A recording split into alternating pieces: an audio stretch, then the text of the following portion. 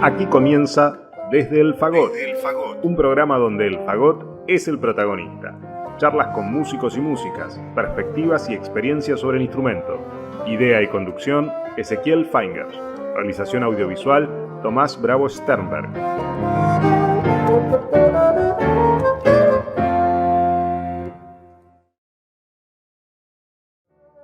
¿Qué tal? ¿Cómo están? En el programa de hoy les quisiera compartir la entrevista realizada al destacado fagotista argentino Germán Martínez Lamas, quien aparte de ejercer la docencia es contrafagotista y miembro de la Banda Sinfónica de Escobar. Empiezo por dónde naciste, cuándo naciste y arrancar libre.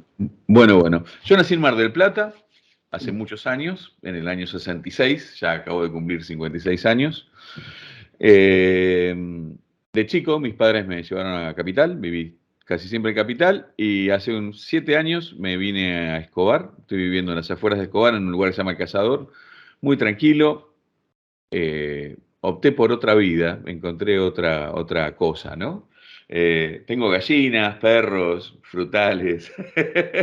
Obviamente sigo siempre con la música, que es mi pasión, pero bueno, encontré otro costado que me alejó de la capital y que encontré que, bueno, que hay otras cosas, ¿no? Uno va creciendo y van cambiando las prioridades, van cambiando las cosas.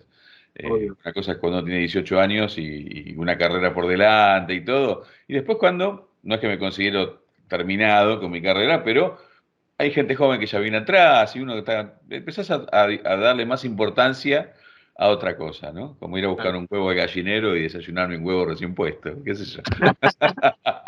Y no volviste a Mar del Plata, ¿no? Digo, estás en Escobar, pero...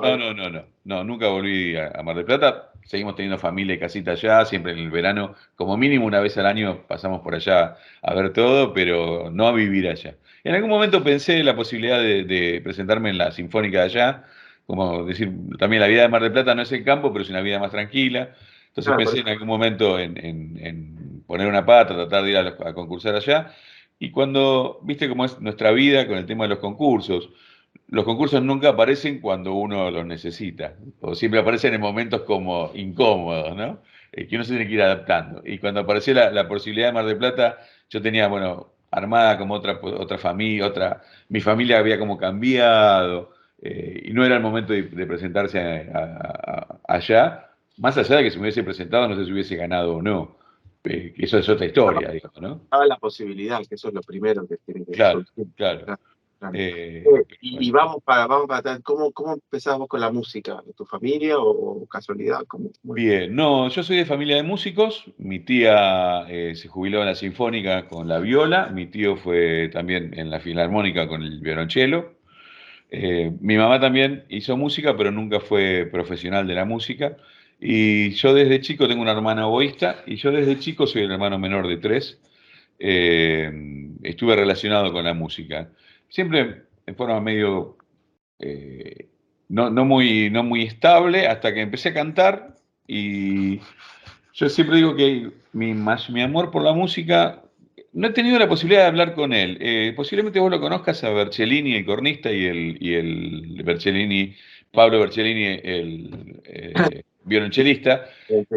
El papá de ellos dos es Osvaldo Bercellini y Graciela Schneider, cantantes, y yo empecé a cantar con ellos cuando tenía 14 años. Y la realidad es que mi verdadero amor hacia la música me surge de la relación con ellos dos y de ese coro y toda una etapa maravillosa que vivimos. Ellos me inculcaron más amor a la música que mi herencia familiar, que no digo que no haya sido importante, pero como que ahí fue donde descubrí mi vocación, ¿no? En el coro. Sí, cantando, y después empecé con la flauta traversa, fue mi primer instrumento vientista. Y cuando me di cuenta que los sonidos de la flauta, donde realmente se trabaja bien, eh, son los agudos. A mí los sonidos agudos me molestan, dije, estamos en el lugar equivocado. Si bien es muy fácil de transportar y es muy cómoda y es muy económica a la hora de comprarla, no era para mí tocarla. Y ahí, bueno, me tomé el ascensor y me fui un montón de octavas hacia abajo y crucé el fagot de mi vida.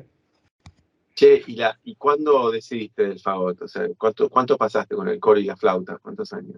Bueno, con el coro canté mucho tiempo y de hecho después se superpuso la flauta ya con el coro, yo seguía cantando porque me apasionaba cantar y pero se fueron como mezclando. Con la flauta estuve 3 años, fui alumno de Eleonor Muchnik, una persona que también me abrió muchísimo la cabeza en la música y que he querido muchísimo, que fue flautista de la Banda Sinfónica Municipal durante muchos años, y creo que ahora me acabo de enterar por Gerardo Gotén, que vos lo conoces, me acabo de enterar por él que está viviendo en París, volvió a un primer amor y a vivir a París. Y después de eso aparece en mi vida a los 18 años, recién yo ya era grande, 18, 19 años, recién aparece el fagot en mi vida y se cruza. eh, y dije, bueno, ahí vamos por acá y encontré mi verdadera vocación de músico ahí, ¿no? Donde me convertí en profesional de la música. Pero ¿cómo caes al fagot? ¿Por qué te aparecen? ¿Cuál es la historia? Porque realmente buscaba un instrumento más grave que el sonido de la flauta. Yo, si bien conocía los instrumentos y demás, nunca le había prestado atención seriamente al fagot como posibilidad de estudiarlo. Y ahí investigando los sonidos más graves, siempre dentro de los vientos, eh, lo descubro ya desde otro lugar, ya lo empiezo a descubrir escuchándolo tímbricamente, viendo su trabajo en la orquesta, en su trabajo camarístico, y ahí realmente me acerco al Conservatorio de la Lucila, que estaba Pedro Chiambaretta en ese momento. eh, me dice que me pueden prestar el instrumento para estudiar, porque había pocos alumnos, entonces, opa, a ver, te perdí, dame un segundo. Acá estás, perdón. Ahí está. No sé qué toqué y se lió. Bueno, había pocos alumnos y bueno, ellos me dieron la posibilidad de prestarme el instrumento y llevármelo a mi casa. Y ahí lo empecé a tocar y realmente me hice amigo del instrumento. Y bueno, desde que lo toqué la primera vez, acá estoy. Claro. ¿Y qué instrumento era? ¿Te acuerdas? Era un buen instrumento, era un Scriber. Era un buen instrumento para una persona que nunca había tocado en su vida. Y después para mí fue muy difícil el paso, porque bueno, en aquella época. Estoy hablando hace prácticamente 40 años atrás, conseguir un instrumento acá en Argentina no era tan fácil como, si bien nunca, no es fácil hoy, pero en aquel momento, 40 años atrás, era mucho más difícil. Y cuando compré mi primer fagot, compré un fagot chino, Xi'an, no me acuerdo cuánto, que era un desastre. Y Ah, después de tener un Scriber que estaba prácticamente nuevo, porque se lo habían donado al conservatorio y estaba prácticamente sin uso, era una cosa espantosa ah, lo que pude conseguir. Y aparte tuve que vender un auto. Era toda una movida eh, terrible. terrible, ¿viste? Y no existían los instrumentos chinos, así como hoy los Parker o qué sé yo, que si bien salen su moneda, son mucho más accesibles y hay más. Hoy salís a buscar en Argentina un instrumento de estudio y hay más instrumentos, ¿no? Y digamos que con todo el sistema de orquestas hay más movimiento de compra Claro, también. totalmente, totalmente. Hasta te diría, con el tiempo, no sé vos, pero con el tiempo aprendí a apreciar mucho los instrumentos Fox de plástico o Linton, Totalmente. muy loables, ¿viste? Son muy loables. O sea, es un instrumento que no te va a fallar, que tiene sus Claro. funciones, pero Sí, ah, sí, sí, para un chico, o sea, te tapa, te cubre una necesidad claro, fantástica esos instrumentos, que en claro, aquel momento no no, existía, ¿no? no existe. No estaban aquí. ¿Qué fue Pero con, bueno, hay, fue con Pedro entonces, con quien Marita con de clase? Pedro Chiambaretta, sí. Ah, Y estudié con él cinco años estudié con él.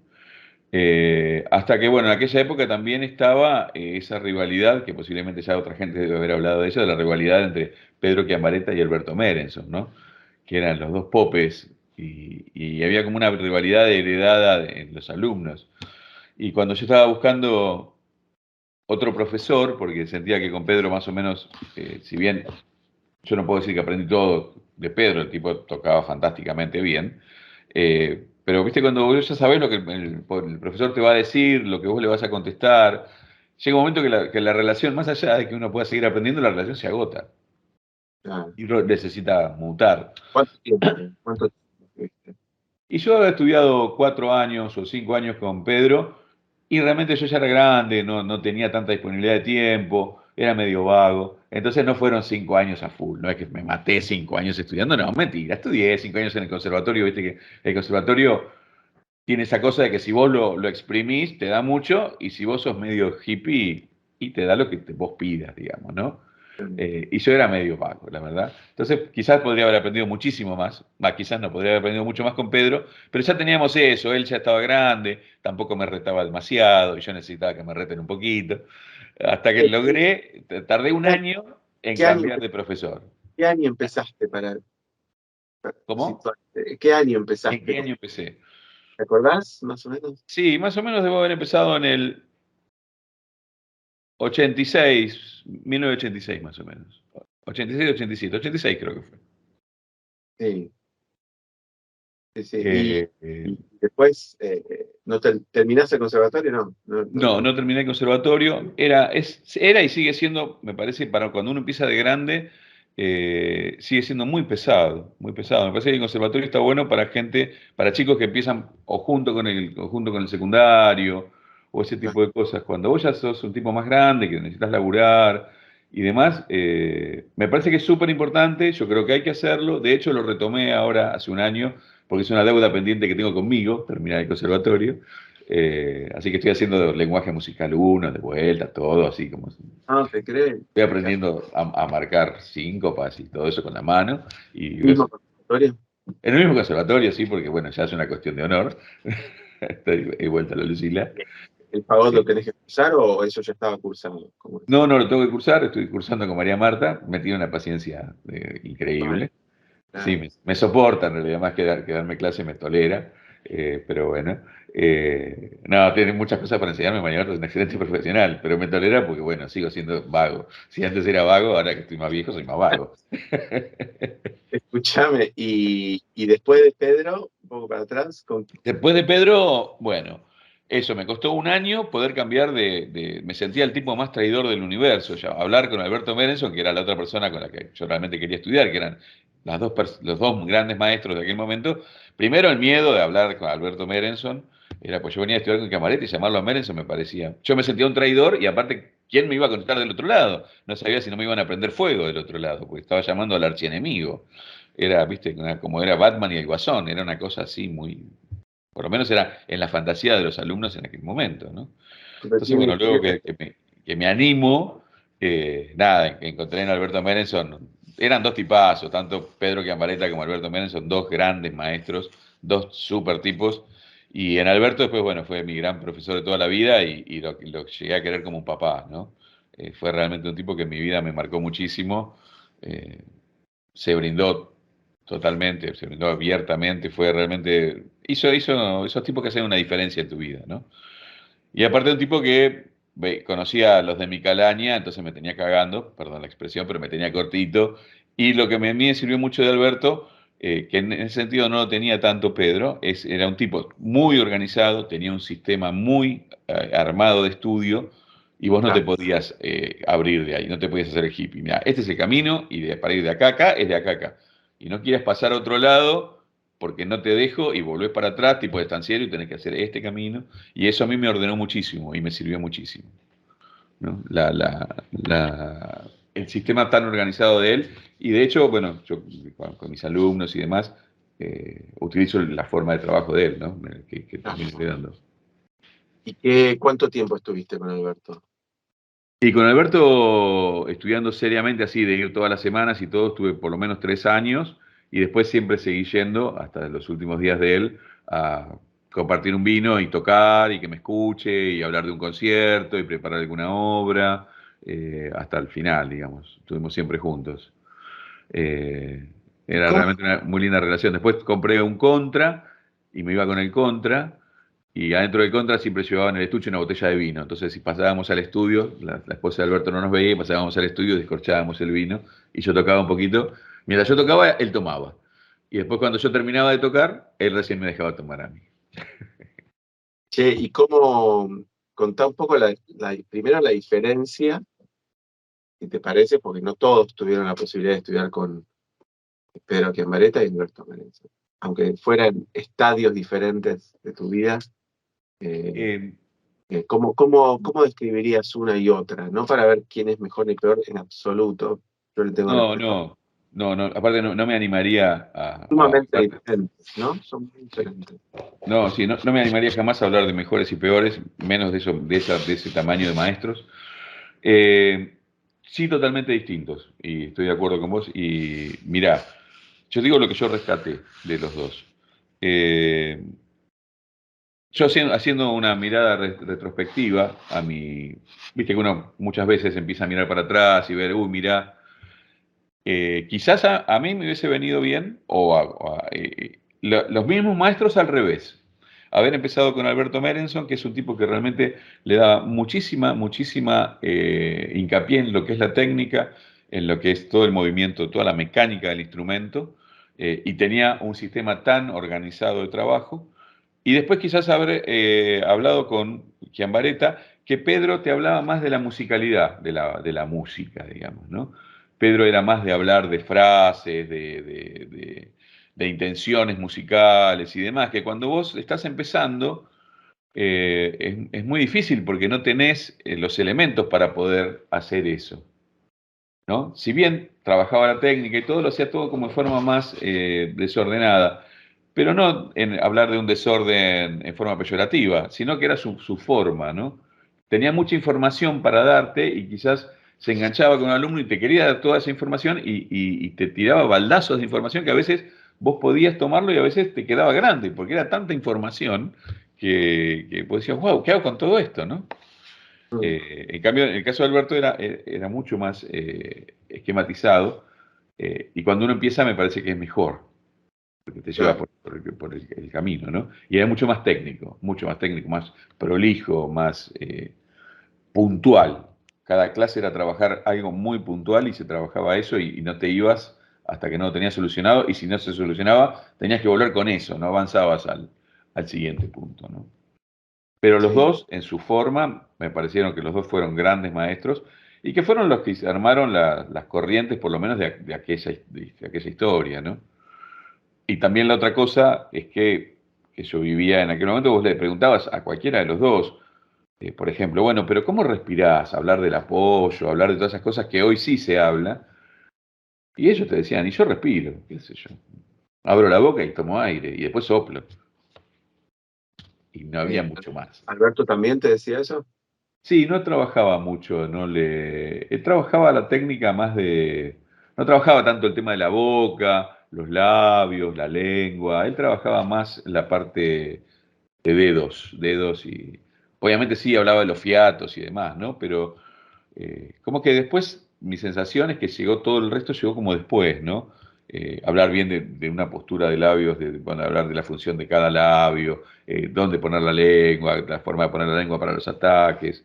Me parece que en aquella época no estaba tan claro todo esto. Y aparte son personas que a su vez se formaron prácticamente solos, porque cuando yo le preguntaba tanto a Alberto como a Pedro, con sus maestros, quiénes habían sido, y sus escuelas, y ellos te decían, Pedro me dijo que él creo que había tocado 1 año y medio el fagot y le ofrecieron un puesto en la Sinfónica o en la Estable, no sé qué orquesta estaba en aquella época, y se formó, o sea, aprendía a tocar estando prácticamente de suplente de solista en el teatro ahí, y no tenían grandes escuelas, se armaron medio a los ponchazos, ¿no? Y Sí, así sí, todos llegaron a ser quienes fueron. es verdad eso, es verdad. Sí, no había un concepto de escuela, vos lo dijiste, aunque hoy, a la distancia, ya podés, nosotros por ahí, reconocer los alumnos de Pedro y los alumnos de Alberto con la puerta cerrada, ya sabes quién es quién, ¿no? Tienen igual la Claro. forma. Sí, Sí, sí. sí, sí, sí, sí. Sí, sí, pero es cierto que no había una escuela como hoy, como hay una escuela hoy. Yo creo que en Argentina hace tiempo que hay una escuela de cuerdas, hace mucho tiempo que hay una muy buena escuela de cuerdas, y que los vientos, recién de unos años para acá, se empieza a hablar de una escuela de vientos, ¿no? Con profesionales como vos y otros tantos colegas tuyos que han tenido la posibilidad de estudiar afuera y han traído muchísima información que hace años atrás no la disponíamos acá, ¿no? Claro, claro, claro. Hoy hay mucho más, se puede compartir más todo el conocimiento que antes, Claro. creo, no sé. Che, y entonces con Alberto estudiaste muchísimo tiempo, estuviste en contacto con él.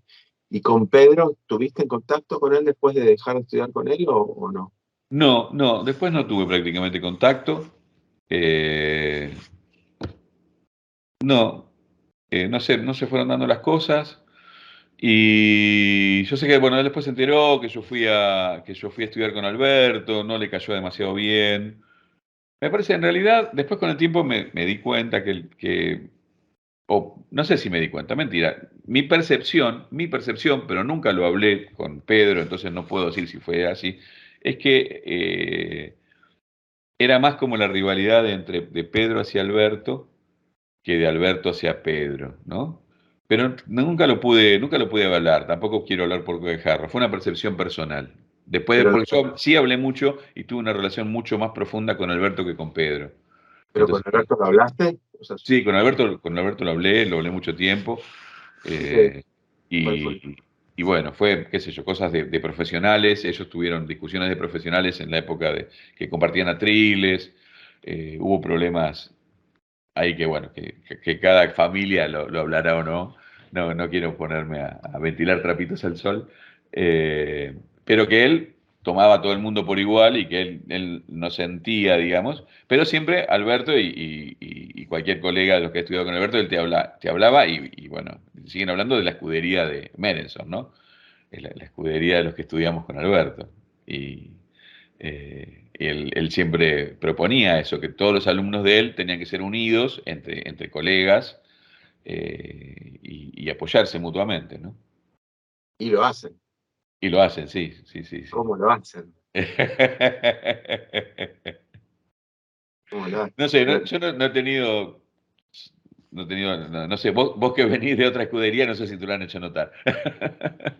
Pero si ponemos la armadura, yo no sé qué parte ocupaba, ¿viste? Porque digamos que había justamente un recelo por ambos, entonces te imaginas que está aún peor, porque ni siquiera es uno por el otro, acá es, ¿viste? El- es Sí, otra percepción del celo de esas dos personalidades. Pero eso va para otro capítulo. Yo lo que te quería preguntar era si escuchabas hablar de ambos, o sea, ¿qué opinaba, pues, qué opinaba Alberto, ponerle de Kiamba? ¿Tenés idea? Porque Kiamba era sobre todo, aparte de docente, un tipo muy activo, y como dejó la orquesta muy joven, él mismo lo decía, tuvo que tocar mucha música de cámara y mucho concierto de solista para seguir tocando, entre comillas, el fagot al público, ¿entendés? claro. Más Sí, sí, allá de sí. ocupar orquestas que no es por menospreciar esa orquesta, pero le quedaban eh, muy grande la figura de Chiambaretta, ¿viste? ¿No? Claro, sí, sí, sí, sí, sí, te Eran los entiendo. lugares donde él había podido ocupar para seguir tocando, ¿no? Claro. Entonces, digo, Kiamba fue, yo me acuerdo, hasta los 2000 él seguía tocando conciertos de Weber, ¿viste? Y, tipo muy... Sí, sí, sí, y él seguía, y aparte, bueno, hasta sus últimos días Kiamba estuvo tocando y estuvo siempre activo y lo veías tocando por todos lados. Kiamba, insisto, yo no tuve una relación tan profunda con Kiambaretta como lo tuve con Alberto, porque tuve menos tiempo, porque era más chico, porque fue otra relación, más de conservatorio, y en cambio con Alberto, ya yo iba a la casa. En algún momento Alberto tuvo un problema de salud y yo terminé donando sangre. Yo era prácticamente un hijo y yo lo consideraba a él un padre. Entonces el nivel de confianza y el nivel de charla era otro, ¿no? Eh, Alberto lo respetaba mucho como profesional, a Chiambaretta, como músico. Y yo creo que Chiambaretta también lo respetaba a Alberto porque esas cosas, eso es indiscutible. Y lo respetaba como profesor, digamos, también, porque también es indiscutible que en aquel momento eran las dos personas que sacaban alumnos, o que más alumnos sacaban. Si bien había otros profesores, estaba Roura, que vos habías estudiado con él, si no recuerdo mal, en tus comienzos. Pero cuando uno hablaba de profesor por definición de profesor de fagot, era hablar de Alberto Menes o de Pedro Chiambaretta, ¿no? Yo creo que había un respeto mutuo y quizás mismo también de eh, ese celo del tipo que es el otro que te hace sombra, digamos, ¿no? Yo te voy a hacer una corrección como porteño insoportable también. Eh, en el fondo, justamente nos estamos mirando solamente el ombligo de los, que somos 13 millones, no sé cuánto, pero en esa época eran menos.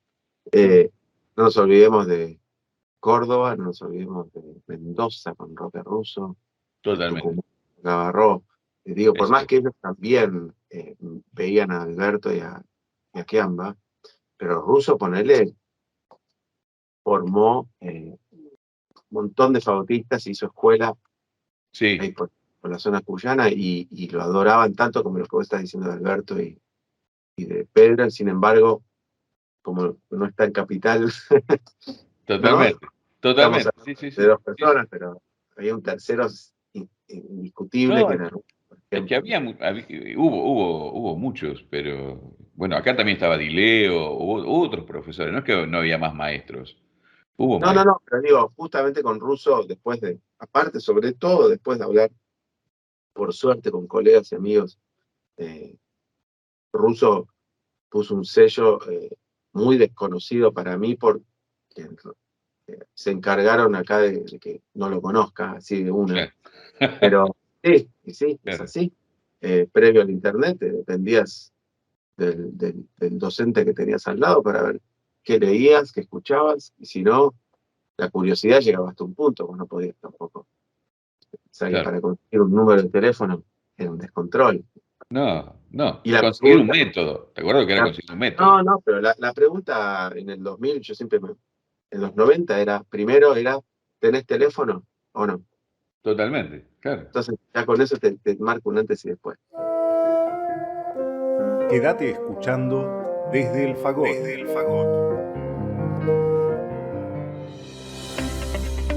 Radio Damus, la radio del Damus.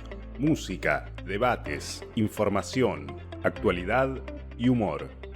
Llévanos a todos lados. Bajate la aplicación y sé parte de este espacio. Radio Damus, nuestros sonidos.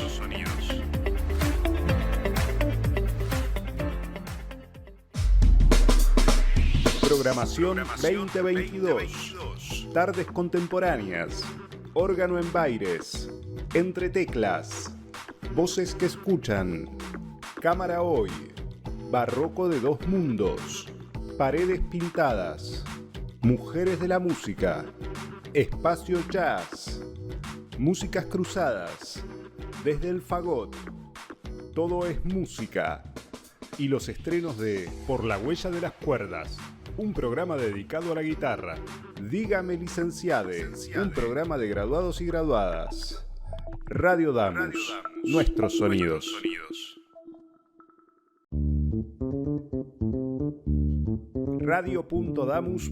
Radio.damus.musica.ar. La radio TV en vivo, información de los programas y mucho más. Radio.damus.musica.ar.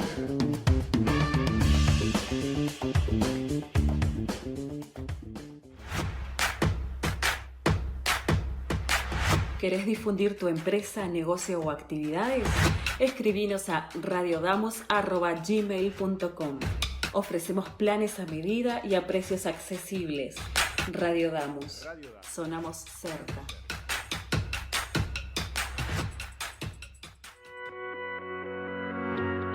Sumate a nuestra programación. La radio del Damus está abierta a propuestas. Si sos docente, no docente, estudiante, graduado o graduada del Damus, tenés tu lugar en la radio. El espacio es gratuito y te ayudamos a preparar tu programa. Escribinos a radiodamus@gmail.com o buscanos en Facebook e Instagram. Radio Damus, tu radio.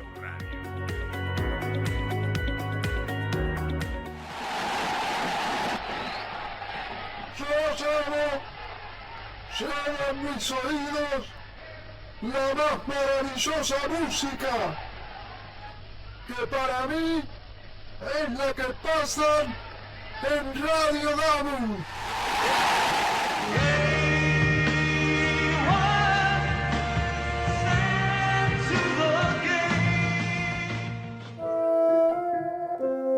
Seguimos con Desde el Fagot.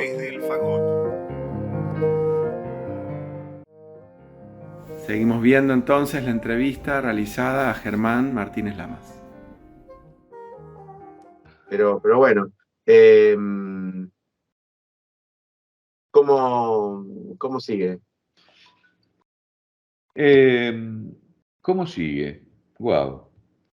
Bueno, después se fueron dando distintas cosas, algunos concursos, tuve la suerte de estar en la Filiberto, que me dejó de cambio Alfredo Ciani, una gran persona también, otro gran fagotista. Estuve como 3 años ahí, de suplente de solista. En realidad éramos dos, era eh, Cesarini, Aldo Cesarini, Tocaste con Aldo. con Aldo Cesarini, otro gran tipazo macanudo, con Aldo. Él era el solista, yo era el suplente, pero bueno, porque era el 2, el que estaba al lado de él. Una gran persona, Aldo, tengo muchísimos buenos recuerdos de él. Y, y también tengo muy buenos recuerdos de Alfredo, que fue también un gran tipo, que lamentablemente terminamos distanciados por un malentendido una metida de pata mía.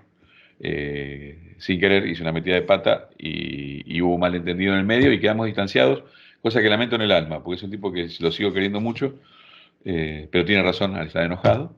Y, y fue un muy buen momento en la Filiberto, y cuando faltaban 2 semanas para salir el concurso por la estabilidad, me robaron el fagot que yo tenía en ese momento y nada, concursé con un fagot prestado, que no sé si con mi fagot hubiese ganado o no, pero la realidad es que concursar con un fagot prestado a 2 semanas de concurso te quita todas las posibilidades serias, ¿no? Claro. Eh, y así que ¿Quién, bueno, después estuve, qué año fue? ¿Qué año fue esto de Filiberto? Perdón, me pregunto un poco para ordenar. sí, y yo estuve en la Filiberto en el 2000, comienzo del 2000, 2003, 2004, más o menos por ahí debe haber sido. No me acuerdo los años, pero estamos hablando de esa época, ¿no? Eh, ¿Quién ganó Filiberto? María Marta ganó. María Marta. Sí, que sigue siendo todavía el puesto y pues, es una excelente profesional. Por eso digo, no sé, quizás con mi instrumento.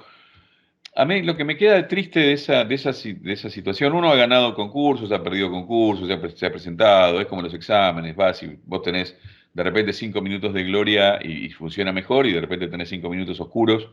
Pero bueno, así funciona y está bien y no me quejo.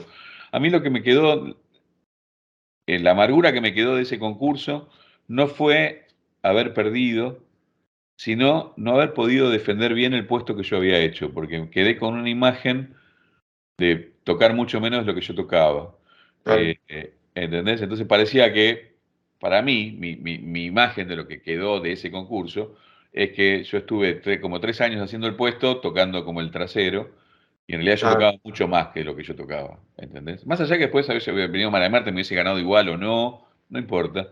No, mi gran preocupación en ese momento no era, obviamente me hubiese encantado ganar, y estudié como para ganar, pero no era, lo que más me preocupaba es que si perdía, perder bien, porque este tipo cumplió y no estuvo porque sí acá, ¿entendés? Sí.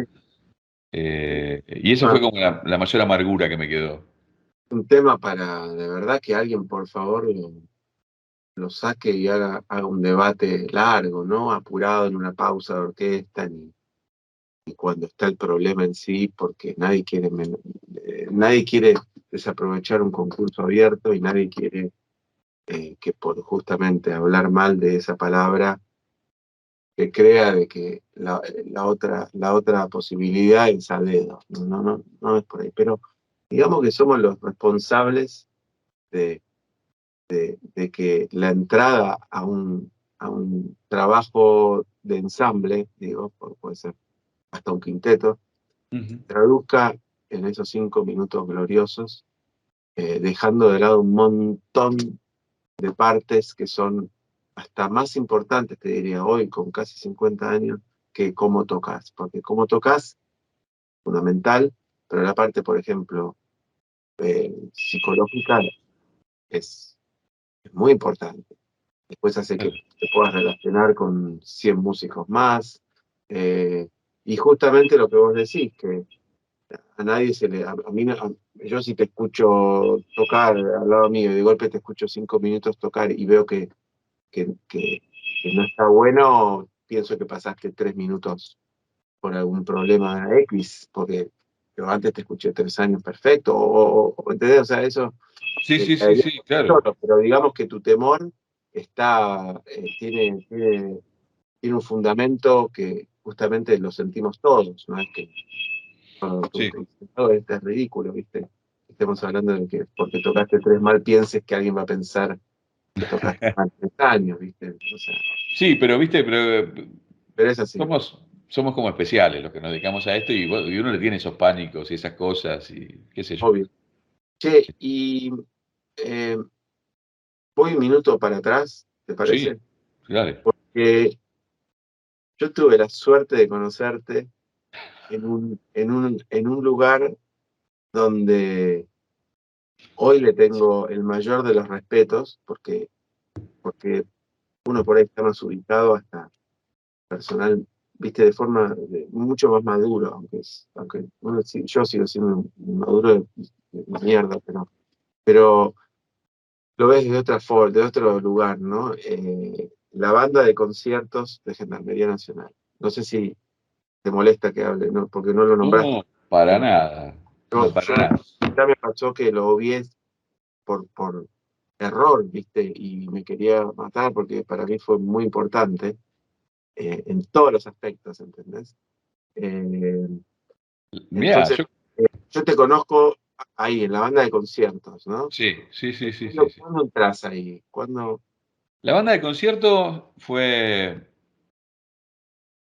también fue una época muy divertida, muy loca. Y creo que hay que hacer, me parece que es fundamental, no solo hablar de la banda de conciertos, sino hablar de todas las instituciones militares que nos dan trabajo a los músicos, especialmente a los músicos de viento, nos dan tanto trabajo. La banda sinfónica de la Gendarmería es un lujo eh, por cómo suena o cómo sonaba y cómo me imagino sigue sonando, pues tengo que estar tocando gente que toca muy bien.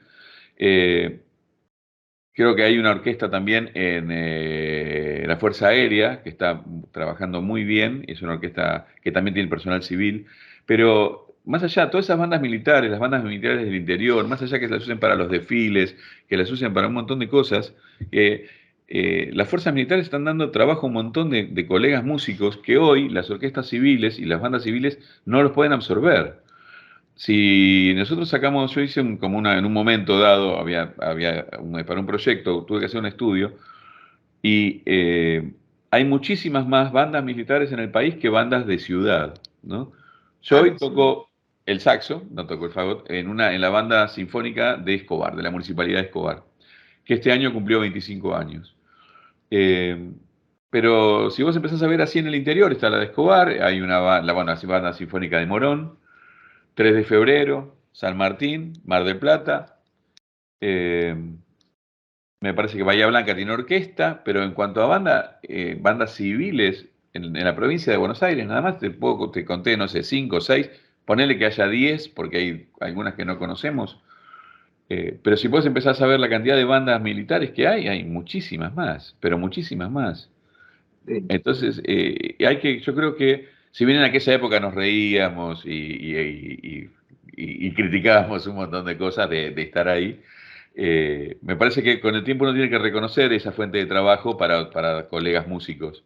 No, Y especialmente en el interior, que es donde menos orquestas hay y tienen la posibilidad de estar tocando, ¿no? y en otros ámbitos socioculturales, en otros países, tal vez hay más cultura, no se dice, pero ¿cómo se Sí, la dice? banda del Bueno, pueblo, la que uno conoce hay como banda del hay pueblo. bandas. España, ponele, está lleno de bandas. En Inglaterra Claro, está lleno de bandas. Estados Unidos ni hablar. Pero bueno, acá no está esa mentalidad. La banda tiene relación directa generalmente con como dijiste, los militares, sí. policía. Eh, la banda de conciertos se creó poquito antes a que entráramos nosotros. Ujú. Y para mí un tipo que respeté siempre y viviendo afuera, cada vez que venía que hacía la serie de llamados desde el teléfono fijo, sin celular, porque no existía, era Sí, a Barrientos. Y a claro. Barrientos, que era el director es muy fácil criticar lo que debería ser o no, pero en esa institución donde la gente en el fondo no va a la Fuerza Armada para tocar en la banda, sos como la oveja negra de la institución. Entonces tenía que defender un proyecto con personajes como nosotros, que en el fondo, o sea, que yo terminé de tocar en la banda y me cortaba con la máquina al ras. Y obviamente, el pibe rebelde, durante la banda, yo tenía el pelo más largo que ahora, y me demoraba 20 minutos en peinármelo pegado como para que no me corten el pelo, o sea, era ridículo. Nos discutíamos con cuánto... ¿Vos te Sí, acordás? claro. Era, Me acuerdo cuando apareciste pelado, que te querían poner preso por deformación de rostro, que te habías bueno, afeitado la cabeza. sí, pero te quiero decir algo. No te olvides que esta es tu entrevista, pero no. ¿Sabes lo que tengo que me emocionó? De verdad, y lo debería marcar, y siempre digo lo voy a hacer. Tengo el arresto nuestro por juego de mano Por durante un juego de manos, ¿te acordás? Sí, juego sí. de manos. O Uy, después sea, pasame, porque yo no lo tengo, pero no te lo voy a pasar, pero digo, con sí. todo el cariño que tengo de cada uno de los integrantes, porque de verdad, vos sabés que yo hablaba mucho después, de hecho, eh, bueno, muchas anécdotas, y les tengo mucho cariño. A mí personalmente me ayudaron hasta un montón, en todo sentido, ¿entendés? Hasta laboralmente y profesionalmente, para entender mil cosas que en su momento las risas no opacaban lo que también pasaba musicalmente. El problema es que estábamos en un ámbito que no era el nuestro, y que lo veíamos siempre por televisión, y de golpe, ¿viste? Claro. Como Sí, si sí, sí, se sí. hizo un tipo de pingüino y se empieza a reír si nunca se puso uno. Pingüinos verdes, era mortal eso. Todo, no todo, todo era divertido. Eran como las películas de Jerry Lee Lewis y Dean Martin, Y ¿entendés? Marty, totalmente. Sí, sí, sí. Eh, pero bueno, pasaste por ahí. ¿Cuánto tiempo te quedaste en la banda? Y yo estuve ahí, bueno, perdón, te cuento un poco la historia. Yo hasta ese momento tocaba en la orquesta de la UCA y hacía alguna changuita, pero yo no tenía ningún trabajo así de músico estable. Y fue mi primer trabajo estable de músico, haber entrado ahí. Estuve 3 años y medio más o menos ahí. Mm, Sí, de 3 años y medio y 4, ponele. Eh, Entré con la primera camada de mujeres también. mira, Entonces también fue una época muy especial porque no sabían mucho cómo tratarnos, o sea, no porque yo fuese una mujer, pero no sabían cómo tratar a las mujeres, entonces se ablandaron también con nosotros. Eh, sí, entonces, bueno, era una situación, y realmente había tipos que tocaban mucho, se hacía música, se podía hacer música, eh, y se trabajaba, bueno, obviamente con algunas falencias que uno puede hablar musicales, pero por otro lado, para mí como organismo fue fantástico, conocí realmente grandes instrumentistas y aprender un montón de cosas de tocar en un organismo, de tocar estable en un organismo con la misma gente. Entonces cuando empezás a aprender a empastar, a aprender el oficio de músico. Empezás a aprender el oficio de músico, ¿no? Entre risas y ilustrarse los zapatos y estar bien afeitado y tratar de cortarse el pelo y bueno, y toda esa cosa que uno también, esa rebeldía, ¿no? Y cuando hacíamos de gira y bueno, nada, y esas anécdotas miles, ¿no? miles, miles, sí. Pero bueno, estaban los dos Pero, para no, pero me ponerse. parece que realmente fue muy importante. Para mí fue el primer organismo estable. eh, Me permitió después estudiar más seriamente, porque bueno, tenía un sueldo que me permitía dejar otras cosas y poder dedicarme más a la música.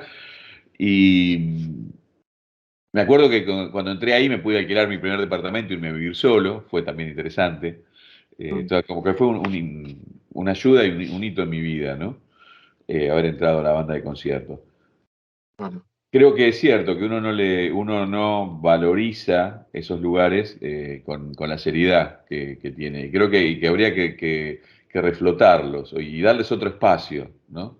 Y creo totalmente. que también hay una deuda de la parte de la sociedad civil hacia los músicos, porque también insisto que tampoco creo que sea trabajo de las fuerzas darle el trabajo a los músicos, ¿no? Si bien está buenísimo que tengan la cantidad de bandas que tienen, también estaría buenísimo que volver a la historia de que todos los municipios o los municipios grandes tengan su propia banda municipal Claro. Y especialmente no tanto acá en Buenos Aires, bueno, que uno tiene, no solo el músico como instrumentista tiene más trabajo, sino que la persona que quiere escuchar música en vivo tiene muchas más posibilidades. Pero si vos te Claro. vas a provincias del interior, No, no sé, te vas a Santa Cruz y querés escuchar una orquesta en vivo, ¿dónde? claro. Y si querés estudiar el fagot en Santa Cruz, no me imagino dónde puedes tocar.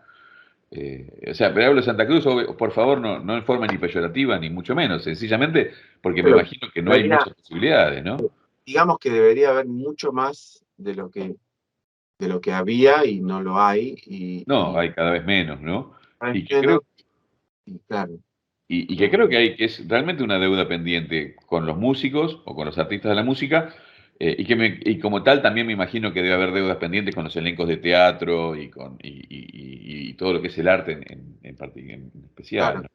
Lamentablemente. Pero bueno, nosotros nos compete más y conocemos más la parte interna de la música, ¿no?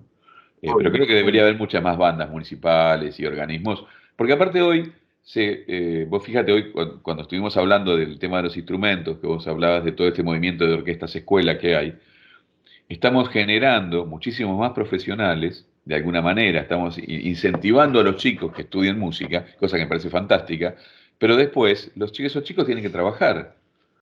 Es la gran falencia de los ¿Viste? programas sociales. En Chile Entonces, pasa igual. claro, llegás a un punto donde después le soltás la mano y le decís, bueno, y ahora corre por tu vida, porque ya está, ahora hay 3 orquestas o 5 orquestas. Social que comienza con una idea social, es decir, de que el chico esté ocupado tocando música y no haciendo otra cosa, ponerle, para minimizar un poco el proyecto, Claro, pero también tendría que crearse tal vez nuevas posibilidades laborales para que esas miles de personitas se sientan que pueden llegar a vivir de la música después. Es verdad. seguro. Y aunque sea hasta vocacionalmente que tengan donde tocar, porque aunque sea como hobby, de golpe a los 18 años, 20 años, ya le soltás la mano al chico y decís, bueno, ya está, o sea, acá dentro del programa ya cumpliste la edad donde no podés estar. Ah, Y no hay una orquesta de ex que puedan venir a tocar, no hay un espacio. Es más, obvio. te saco el fagot porque te lo venía prestando y bueno, ahora tenés que salir a comprarte un instrumento. Ah, Es complicado, ¿no? O sea, yo no digo que no hagan lo que están haciendo, que está bárbaro, creo que le falta un paso. estoy 100% de acuerdo, totalmente. Yo siempre cuento lo mismo, cortito lo hago para que sea en Chile, Copiapó, creo, La Serena, por ahí, sistema de orquestas que es también monumental y más organizado que acá tal vez, pero monumental, y había 20 y pico de fagottistas nenitos con una caña en la boca, y el chico de 6 años tocaba igual que el chico de 12 que venía tocando hace 6. Es Claro, decir, el primer paso que es poner el instrumento y incluirlo, todo lo que quieras, pero tiene que haber un acompañamiento para que progrese de alguna forma y no lo traumes, ¿no es cierto? Con claro, un instrumento que al final no te va a gustar, porque si estás 6 años y no puedes tocar, al final a quién le gusta eso. Pero claro, bueno, obviamente. paréntesis aparte. Hoy, ¿en qué andas? ¿Cómo es tu vida hoy? Bueno, En la actualidad? hoy eh, estoy trabajando más que nada con el Contra. Tuve la suerte de comprarme un contrafagot. Entonces, bueno, me llaman, somos pocos los que tenemos contrafagot, entonces me llaman para hacer algunos trabajos más que nada freelance.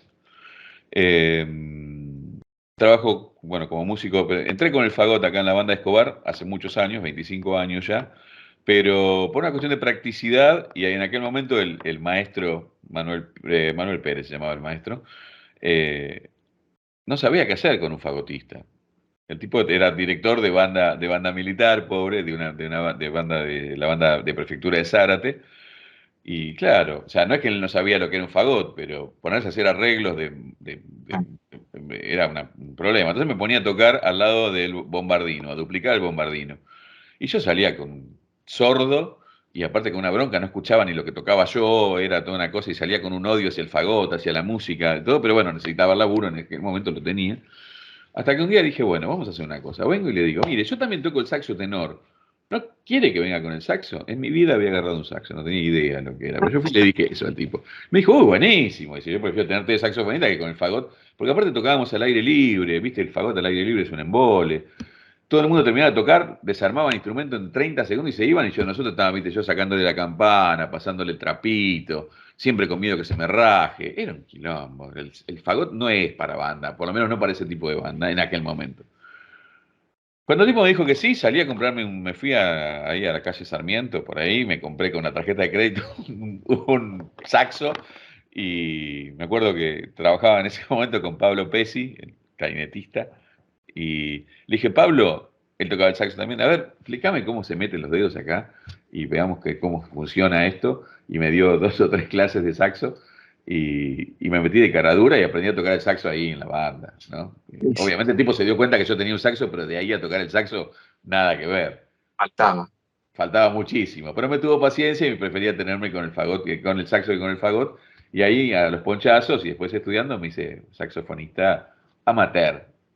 Che, ¿y el contra lo estudiaste con alguien? ¿O también te El hiciste? contra, las primeras clases de contra me las dio, me fueron varias clases de Alfredo Ciani, Alfredo, claro. y después estuve con Andrea Merenson, Claro. estudiándolo. Y bueno, después en casa, uno ya más o menos sabe dónde te aprietan el zapato, ¿no? Che, No es que me dediqué, no soy un solista de contrafagot ni nada que se le parezca. Tocó el contrafagot dignamente en un puesto de orquesta, pero no podía tocar un concierto ni nada, sinceramente. No lo estudié al nivel que uno estudia el fagot. O sea, claro. es la verdad, no quiero decir una cosa por otra. ¿Y no estás dando clases? ¿Y que dijiste tus alumnos? Estuve dando clases en el sistema de orquestas juveniles hasta el año pasado. Tuve un tema de salud que tuve que pedirme una licencia larga, y el sistema de orquestas dice que no te dan licencia. Bueno, nada, terminé como desvinculado. Lamentablemente. Lamento mucho porque yo me gusta mucho trabajar con chicos. Creo que ahí está el futuro. Me parece que nosotros como músicos tenemos una deuda social. Cuando yo te explique mi razonamiento, posiblemente vas a pensar que estoy loco, pero bueno, cada uno tiene sus razonamientos, ¿viste? Yo creo que tocar en una orquesta, para mí, más allá que toqué en la Filiberto, después toqué en otras orquestas, he tenido suerte de que me dijeron tipos como Barenboim, con Rilling, con la Concertgebouw de Ámsterdam, he hecho también cosas, cantando pero no tocando. O sea, he tenido la posibilidad de tocar con tipos muy grosos, y changas o lo que fuera, pero estar ahí y estar con ellos y que me dirijan, realmente para mí ha sido un honor y un gustazo. Pero yo lo que siento es que nosotros estamos arriba del escenario, hacemos lo que amamos, nos pagan y encima la gente nos aplaude. Y siento que, si bien uno toca y uno da lo mejor de sí, yo me siento en deuda socialmente. Siento que el tocar lo mejor que puedo a veces no alcanza. Como que el médico te cura, ¿viste? Es muy, muy puntual. El maestro te enseña. Nosotros tocamos por el público, pero por nosotros también, porque amamos tocar.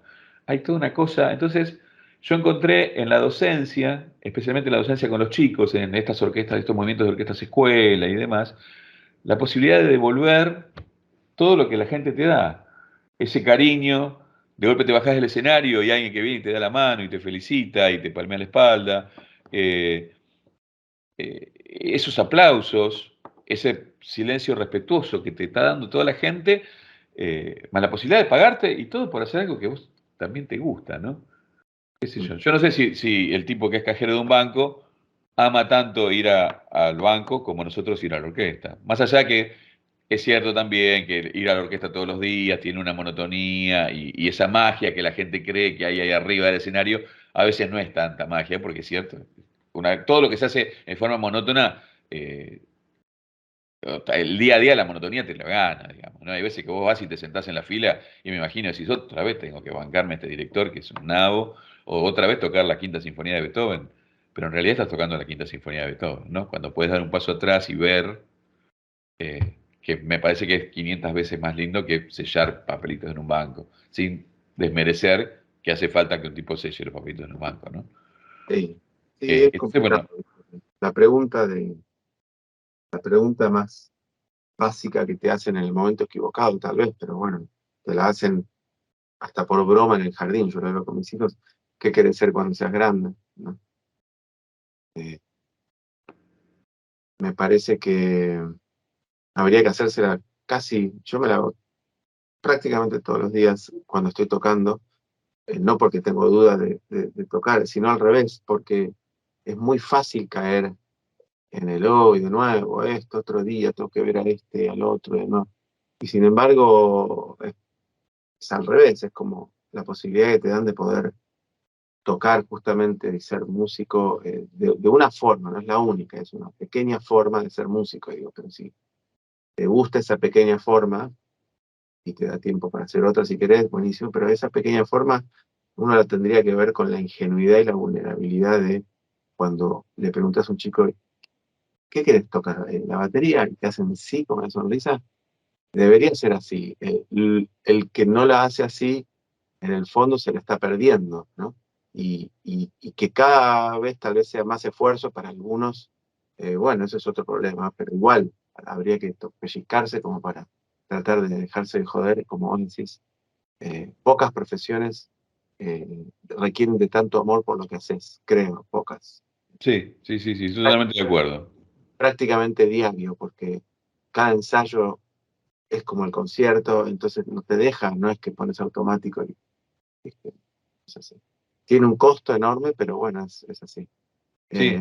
Y es mágico aparte, porque cuando se apagan las luces del teatro y empieza la magia, digamos. Te vas corriendo. Claro, Sí. también. Yo siempre creo que se apaga la luz cuando termina, pero no cuando empieza, ¿viste? Porque en la ópera siempre termina, ¿viste? Y se apaga el foso. Y siempre digo, ¿viste? Claro, Me dejo eso, para que te puedo decir si querés. claro, para escapar. Después el director agradece al foso y no quedó nadie. Nadie.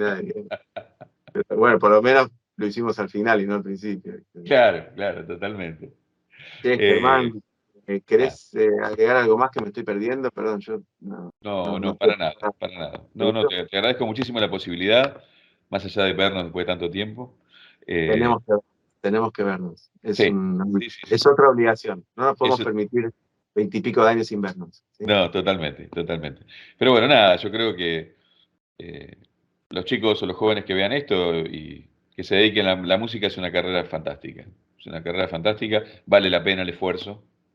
Mm. No reniego en absoluto. Más allá del grado de profesionalismo que cada uno llega a lo que puede, a donde quiere también. eh, la música tiene esa cosa que te devuelve lo que das, lo que vos pones. O sea, si vos estudias mucho y le pones el esfuerzo, te lo va a devolver. Y si estudias menos, te va a devolver en la misma medida. Pero nada, un instrumento es fantástico, es una profesión genial, vale la pena, yo la volvería a elegir cada vez. Y es lindo. El fagot, obviamente, es increíble, ¿no? Es increíble. Es increíble. Sí. Eh, para mí es un lujo poder conversar con cada uno, ¿eh? No es que con uno más que otro. Con cada uno, a mí la historia me fascina y poder dedicarle 1 hora, 2 horas, media hora, 20 minutos, lo que cada uno quiera para poder conocerlo cuando de otra forma es imposible. Como digo siempre, nadie se va a poner a hablar de uno mismo por 1 hora en una cena. Entonces, hay cosas que todos desconocemos del otro y me parece que está bueno para conocernos y terminar con esas rivalidades sonsas, estúpidas y infantiles que perjudicaron no solo a dos personas, pero en todo caso ellos se las perdieron, sino por sobre todo y más preocupante a todo el resto de pequeños futuros músicos que éramos nosotros, que veíamos esos semidioses interactuar de una forma que tal vez no estaba bueno. Pero Claro, lo pasado, pisado, como dicen, me parece que totalmente. esto es para que hagamos todos una reflexión y podamos, con el conocimiento, sin prejuicios, elegir un poco lo que ojalá sea, que es unificar un poco esta escuela tan pequeña de fagot, ¿sí? Y sobre todo reconocer, como lo digo siempre, al entrevistado y con la trayectoria, que para mí siempre es un lujo poder vivir del fagot de la forma que cada uno elija, entonces ahí va, ¿sí? Totalmente. Sombrerito. Te mando un abrazo enorme, Otro muchísimas gracias grande. y Muchísimas gracias. Te el mando un comienzo de abrazo. un nuevo contacto, me encantaría verte de verdad. Así que, Dale, buenísimo, buenísimo. chao, hermano, un abrazo. Nos vemos. Gracias. Muchas gracias. Llegamos así al final del programa de hoy, espero que lo hayan disfrutado. Mis agradecimientos por la parte técnica y de edición a Gonzalo Rodríguez y Federico Bravo. Será hasta pronto y muchísimas gracias. Esto fue Desde el Fagot. Idea y conducción, Ezequiel Feingersch. Realización audiovisual, Tomás Bravo Sternberg. Radio Damus. Nuestros sonidos.